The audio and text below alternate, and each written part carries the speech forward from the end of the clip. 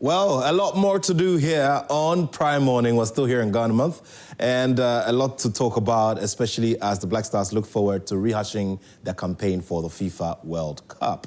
Okay, let's get down to some business now. A lot is happening within the corridors of the Ghana Football Association. Now, the Joy Sports has uncovered some, discrepancies and some issues around the spend of the Ghana FA over the last 2 years, and we'll be looking at them. These are some stories that have been put together by Joy Sports, Muftau and Abila Abdullahi, especially when it comes to Ghana's participation in the last FIFA World Cup and a few issues surrounding it, as well as the purchase of some buses for Division 1 clubs and Women's Premier League clubs. We'll get into that story later on. But right now, let's focus on the Sports Ministry and its relationship with the Ghana FA. Yesterday, the Youth and Sports Minister, the Sports and Recreation Minister, Kofi Idi Adams, welcomed the Ghana Football Association and their president, as well as the technical team that has been reorganized. Well, he's had a lot to say to them, and the whole mission is to ensure that the first item, which is rehashing the campaign of the Black Stars, of the Black Stars for the FIFA World Cup, is on course. We'll take a listen to him now.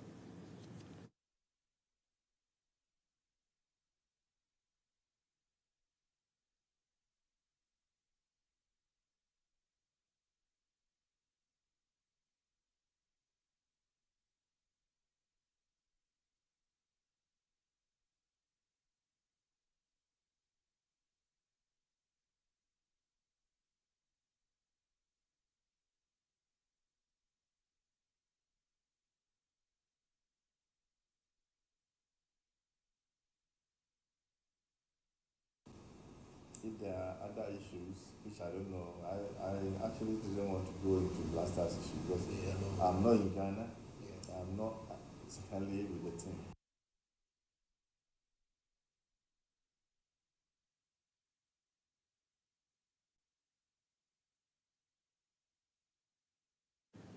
Well, we'll also tell you about the Executive Council member, Coach Kwesi Appiah, the head coach of Sudan, who has been speaking about what he believes Ghana should do to ensure that the campaign for the FIFA World Cup is on course. We'll take a listen to him now. He spoke to Love Sports Delali Atiase. Let's listen to him.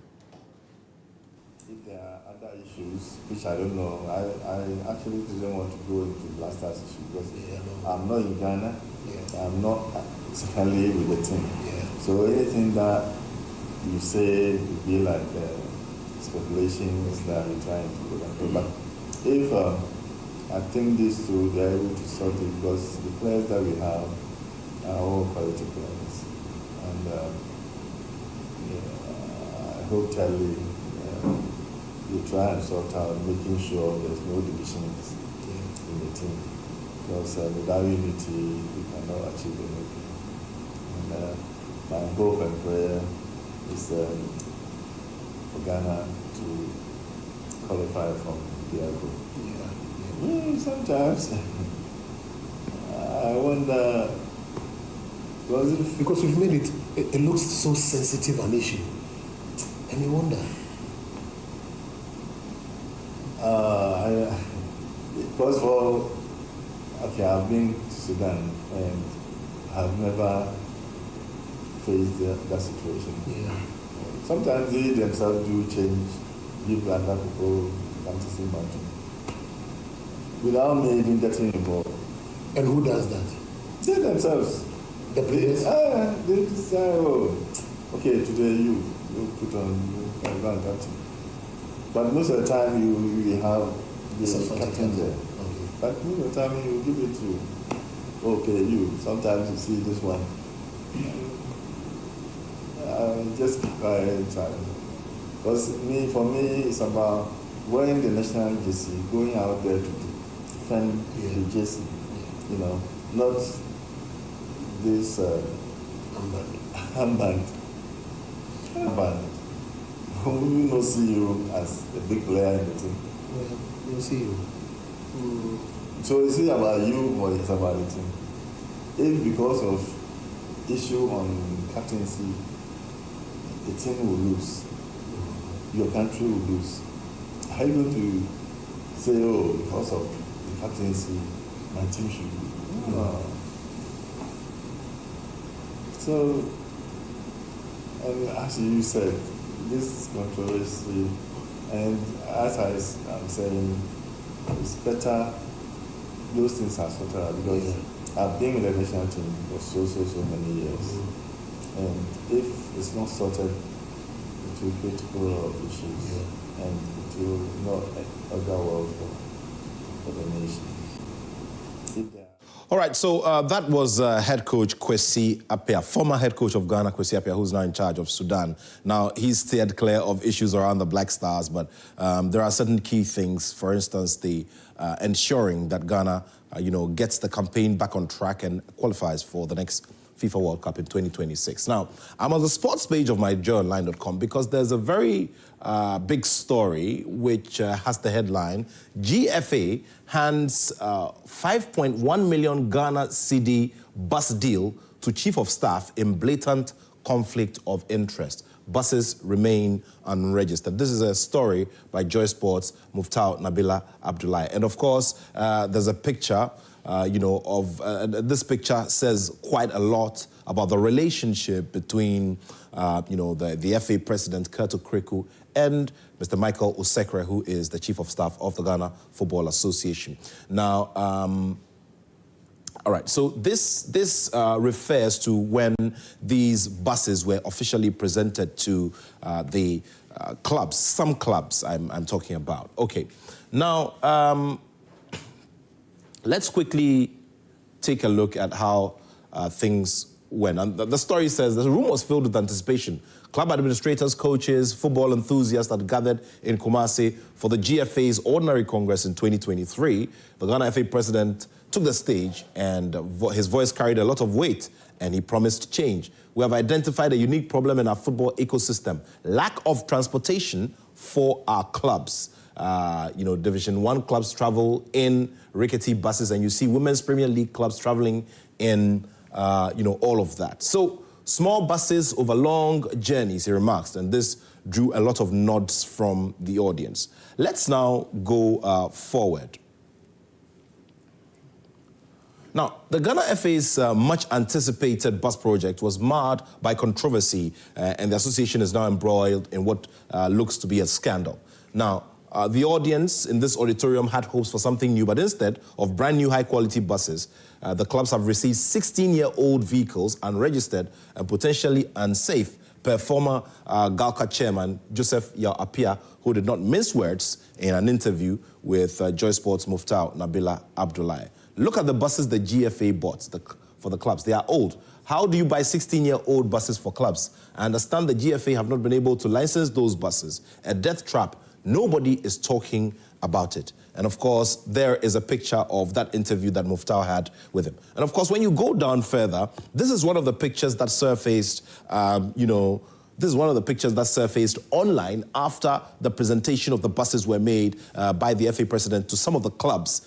This was at the premises of the Accra Stadium. And so when you take a close look at this shot of one of the buses, I mean, the handbrake, the leather covering on the handbrake, pretty old, upholstery of the seats, pretty old, and then the portion of the dashboard, the lower part of the dashboard, also having a component that is not fixed, and it's exposed some components that are supposed to be hidden. If we're all very conversant with vehicles and the way they are designed and the way they are kept. So this is one of the images that surfaced online after that presentation, and that drew a lot of ire. Now, the bankroller of New Edubiasi United, who's one of the beneficiaries of the buses, said, and I quote, "We didn't understand why the FA asked us to bring it back, so we didn't take it to them. First, the bus is a 23-seater bus which does not meet the club's licensing requirements. The second, when we drove it to Edubiasi, it overheated and we were told to change the water tank and then later the engine. The bus is full of problems, so we have decided to fix it and donate it to one of the schools in Edubiasi," he said. So this is another picture of, the buses that were, brought.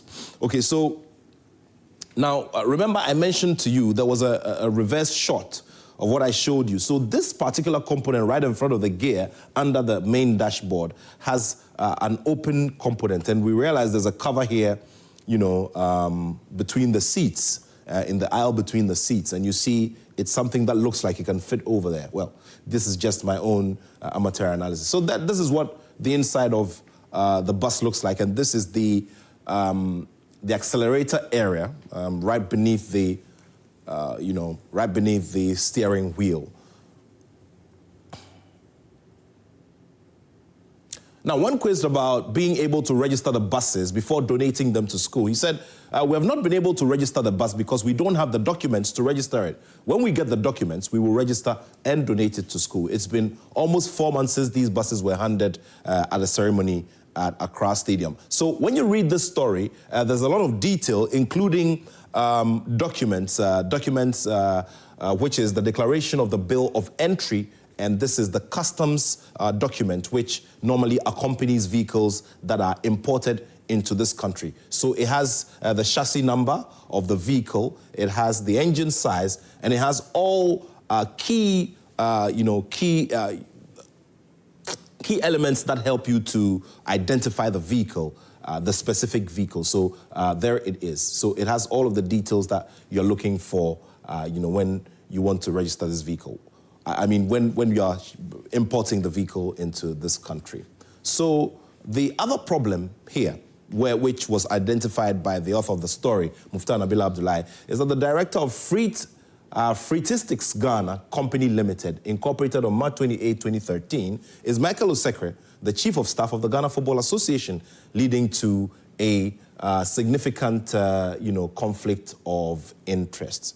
All right, so there it is. So quite a bit here. So the same person is seen as a director.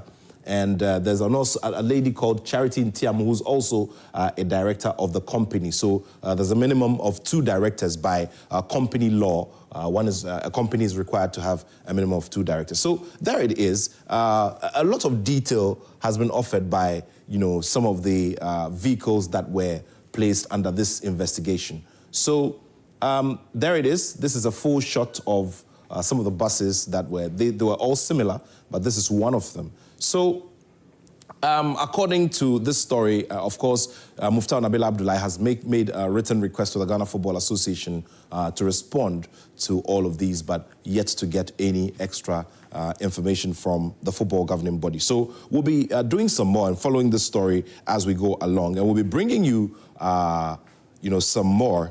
As we go along. So this story is on the sports page of myjoyonline.com. All right, so there it is. Let's see how things go. Let's quickly take a look at the fixtures to expect for later today. So Aston Villa are away to Club Brugge, and Atleti will play Real Madrid, an all-Spanish affair right there. The game in focus, obviously, Arsenal going away to PSV Eindhoven. Lille will play Borussia Dortmund, and then Inter go away to Feyenoord. Now, Liverpool play against Paris Saint-Germain, and the big question then again is, could this be the year for the French giants? Well, very big question indeed. Liverpool themselves are looking very good at home, and it could be anybody's game later tonight. Leverkusen are away to Bayern Munich, and Barcelona play against Benfica. All right, so that's it for sport for now. More conversations to come as we celebrate Ghana Month. You stay right here with us. Show continues. My name is Nathaniel Atto, and I have love for sport.